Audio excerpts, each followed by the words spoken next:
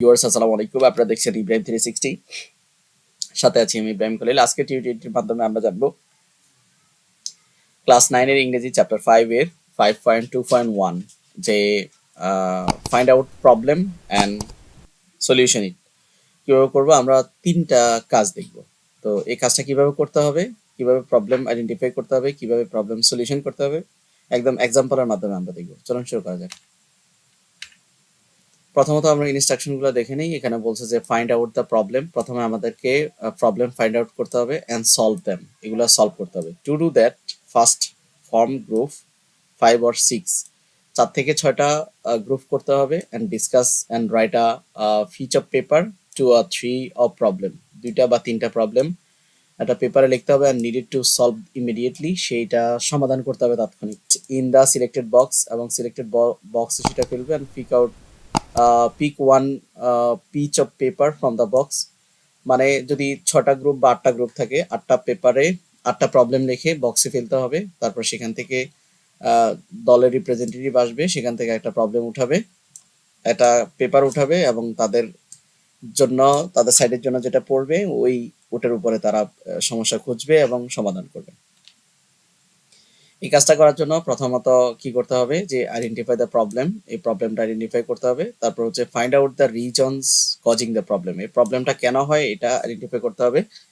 Identify the necessity to solve the problem, এই সমস্যাটা সমাধান করার জন্য যে প্রয়োজনীয় পদক্ষেপ সেটা কিভাবে করতে হবে সেটা আইডেন্টিফাই করতে হবে। ফাইন্ড আউট সাম পসিবল সলিউশন, পসিবল সলিউশন প্রথমে নিতে হবে। তারপর হচ্ছে আইডেন্টিফাই দ্য ইফেক্টিভ সলিউশন, অনেক সলিউশনের মধ্যে যেটা কার্যকরী, যেটা করা যায় সেই সলিউশন নিতে হবে। And consider the suggested solution are realistic and implementable, যেই সাজেশনগুলা যেগুলা কনসিডারেবল, যে সলিউশনগুলো করা যায়, বাস্তবভাবে সম্মত, সেগুলো গ্রহণ করতে হবে। Think about the duration of time it will take to solve the problem, এবং সময়, কত সময়ের মধ্যে সেটা নির্ধারিত হবে, কত সময়ের মধ্যে এটা সলভ হবে সেটা। And consider how it would look like after the solution has been implemented, এবং এটা কিভাবে সমাধান করা যায়, কিভাবে বাস্তবায়ন করা যায়, এই বিষয়গুলা দেখার জন্য বলছে। তাহলে সমস্যার সমাধান করতে হলে, সমস্যা খুঁজে পেতে হলে এই স্টেপগুলো আমাদেরকে ফলো করতে হবে। তো অ্যাক্টিভিটিসটা আমরা কিভাবে করব, আগে বলছি এটা টিচারের জন্য ইনস্ট্রাকশন। শিক্ষার্থীদেরকে গ্রুপে ভাগ করে নিবে, তারপরে পেপারে বিভিন্ন ধরনের সমস্যাগুলো পেপারে লিখবে, বক্সে ফেলবে, শিক্ষার্থীরা একটা করে নিবে এবং সেটা নিবে এবং সমাধান করবে। তো let's find out the problem and solution. দেখেন অনেকগুলা সোশ্যাল প্রবলেম আছে, বিশেষ করে road accident, load shedding, population problem, price hike, drug addiction, illiteracy, poverty, mobile phone, child labor, health crisis, corruption, why student fail in English. প্রথমত আমরা কি করতে হবে, গ্রুপ 1 সেট করতে হবে। ধরে নিলাম আমরা গ্রুপ 1 এ 4 জন আছে, প্রথম জন হচ্ছে রুমি। আমাদের আজকের প্রবলেম, এই গ্রুপের যে বক্স থেকে যেই পেপার নিয়েছি তাদের পড়েছে ড্রাগ এডিকশন। এখন ড্রাগ এডিকশন, এখানে ড্রাগ এডিকশন বলছে যে রুমি বলতেছে, hello Jessy, don't you know drug addiction is serious issue where a serious where a person become addicted to drug or substance? তুমি কি ড্রাগ এডিকশন সম্পর্কে জানো, যেখানে একজন ব্যক্তি সিরিয়াসলি ড্রাগ এডিক্টেড হয়ে যায়? আর জেসি বলতেছে, hi yes, our young generation are addicted by smoking, alcohol, তারপর কোকেইন অ্যান্ড হিরোইন। আমাদের ইয়ং জেনারেশনরা বিশেষ করে স্মোকিং, অ্যালকোহল, কোকেইন অ্যান্ড হিরোইনে এডিক্টেড হয়। তো রূপম বলতেছে, একই গ্রুপের, এই গ্রুপের রূপম বলতেছে, you are right, a drug has a strong urge to use and even if it cause them harm. যদিও ড্রাগের খারাপ প্রভাব সম্পর্কে তারা জানে, তারপরেও তারা এটা ইউজ করতে একটা স্ট্রং আর্জ তৈরি হয়। তারপর বলছে, তাহসিন বলছে, beside this drug addiction are affected by deadly disease like heart disease, liver damage and mental health issues. তো এখানে প্রথমত আমরা কি করলাম, এই যে প্রবলেমটা আইডেন্টিফাই করলাম। একটা হচ্ছে ড্রাগ এডিকশনটা কি হয়,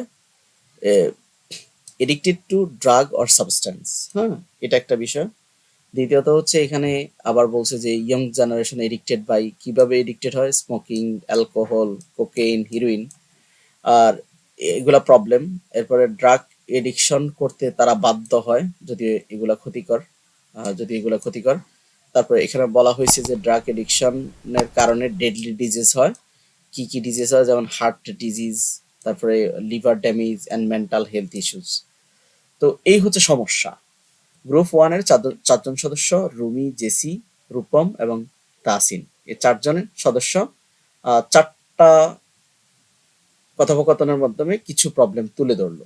এখন এই প্রবলেমগুলোর সম্ভাব্য সলিউশন। তো এখন রূপম বলতেছে, by chance, by enhancing family care drug addiction can be reduce. Family কেয়ারের মাধ্যমে ড্রাগ এডিকশনটা কি করা যাবে, রিডিউস করা যাবে। জেসি বলতেছে, exactly, frustration, crisis, lake of family care can help to solve this issue.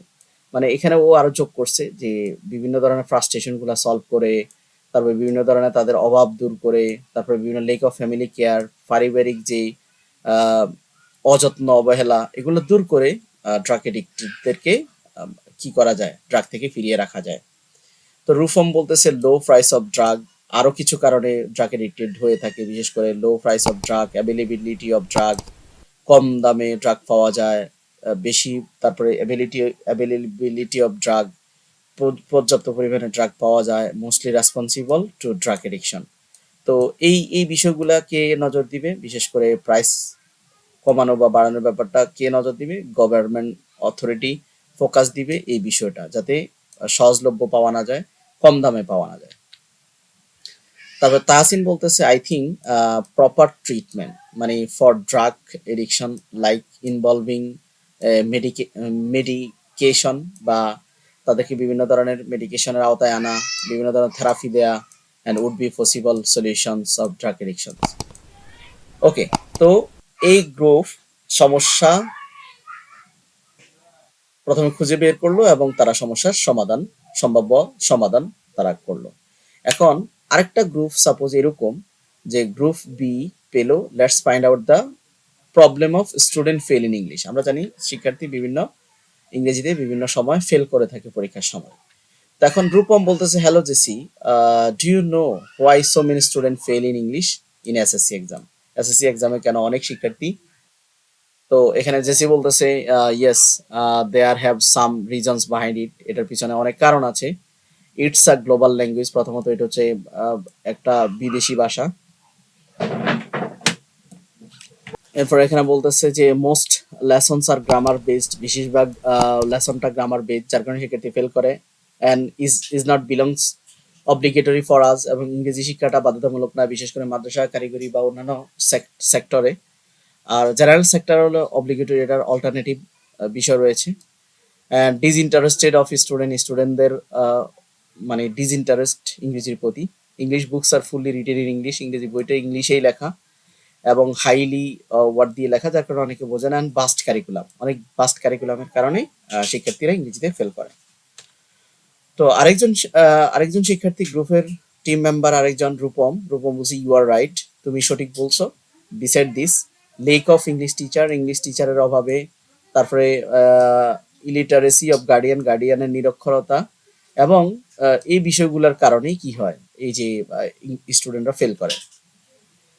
তারপর সর্বশেষ তাহসিন বলতেছে, as a Muslim most of the guardian focus on Arabic and Islamic education, অনেকে ইসলামিক শিক্ষা এবং অ্যারাবিক শিক্ষার উপরে ফোকাস করে, অ্যান্ড তারা নেগলেক্ট করে ইংলিশ মিডিয়াম বা ইংলিশ ভার্সন স্কুলগুলা বা ইংরেজি পড়াইতে তারা অনীহা প্রকাশ করে, যার কারণে শিক্ষার্থীরা ফেল করে। এখন এখানে তো প্রবলেম পাওয়া গিয়েছে, এখন সম্ভাব্য সলিউশনটা বের করতে হবে।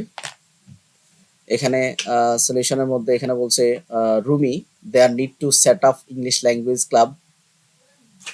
ল্যাঙ্গুয়েজ ক্লাব সেট করতে হবে, অ্যান্ড এভরি এডুকেশন ইনস্টিটিউশন, প্রত্যেকটা শিক্ষা প্রতিষ্ঠানে। জেসি বলতেছে, exactly, the dependency on grammar should be avoided to solve this issue. গ্রামারের উপর নির্ভরতা কমিয়ে ইংরেজি ফেল থেকে রক্ষা পাওয়া যাবে। রূপম বলছে যে English must be compulsory in every education level like madrasa and vocational institution এবং মাদ্রাসাতে ইংলিশকে কম্পালসারি করতে হবে। তারপরে তুহিন বলছে, আই থিঙ্ক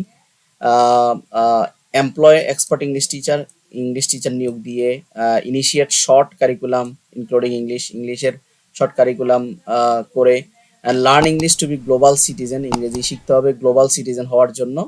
এগুলা দিয়েই একটা সমস্যা সমাধান করা যেতে পারে। সর্বশেষ আমরা গ্রুপ থ্রিতে এখানে বলছে let's find out the problem of road accident. এখন আমরা ধরে নিলাম রোড অ্যাক্সিডেন্টের একটা সমস্যা। এখন এটা গ্রুপে এই সমস্যাটা কেন হয়, এটা সমাধান কি, এটা শিক্ষার্থীরা করবে। এখানে রুমি বলছে, hi, hello Anu, do you know why road accident is increasing day by day? তুমি কি জানো যে রোড অ্যাক্সিডেন্টটা দিন দিন কেন বেড়ে যাচ্ছে? তো অনু বলছে যে hi, yes, I think there are some reasons behind road accident. আমি মনে করি রোড অ্যাক্সিডেন্ট হওয়ার জন্য এর পিছনে কিছু কারণ আছে। নাম্বার ওয়ান কারণ হচ্ছে overtaking tendency of the driver, unskilled driver, unlicensed vehicle and narrow roads. তো রূপম আরো কিছু অ্যাড করছে, right your and beside this mixing rickshaw, CNG, bus, truck run in the same same road also cause road accident and shortage of traffic পুলিশের কারণে। তারপরে তাহসিন বলতেছে, I think blockage of footpath, তারপরে loose law, disobedience to law, unconsciousness of the passer by are the responsible of road accident. এই হচ্ছে সমস্যা। And group 3 এখন সমাধান করবে, সম্ভাব্য সলিউশন করবে রোড অ্যাক্সিডেন্টের। রবি বলতেছে, unskilled driver and unlicense vehicle should say no. এখানে আনলাইসেন্স ভেহিকেলস গুলা এবং আনস্কিল্ড ড্রাইভার গুলা কি করতে হবে, না বলতে হবে। অনু বলতেছে, road divider or one way road or spacious road should be constructed. অবশ্যই ওয়ান ওয়ে রোড অথবা স্পেসিয়াস রোড অথবা রোড ডিভাইডার কি করতে হবে, কনস্ট্রাক্ট করতে হবে। আর এরপর রুমি এখানে রূপম বলতেছে, ডিজালাও rickshaw, auto, CNG with bus truck. মানে ফাস্ট গাড়িগুলোর সাথে স্লো গাড়িগুলো একসাথে চলতে দেওয়া যাবে না। সর্বশেষ তাহসিন বলছে, I think set up highway police station, তারপরে ফাইন ফর ওভার স্পিড, মানে ওভার স্পিডের জন্য জরিমানা করা, ইম্পোজড স্ট্রিক্ট ল এবং আইন মানতে বাধ্য করা, and clear footpath can be possible solution of road অ্যাক্সিডেন্টের জন্য এই সম্ভাব্য সলিউশনগুলো তারা পেয়েছে। আশা করি বুঝতে পেরেছেন। পরবর্তী ভিডিও 5.2.2 দেখার আমন্ত্রণ জানিয়ে আজকের মতো এখানে শেষ করছি। আল্লাহ হাফেজ।